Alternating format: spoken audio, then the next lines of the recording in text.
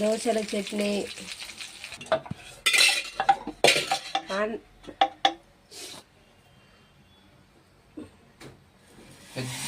దోశ అమ్మ స్కూల్కి తీసుకోవాలా? ఏ స్కూల్కి బాగుండదు, మొన్న తీసుకోవాలి.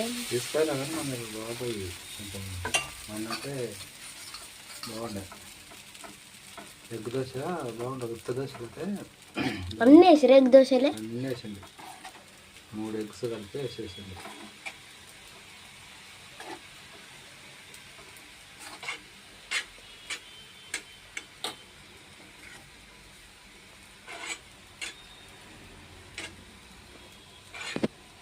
ఫైనల్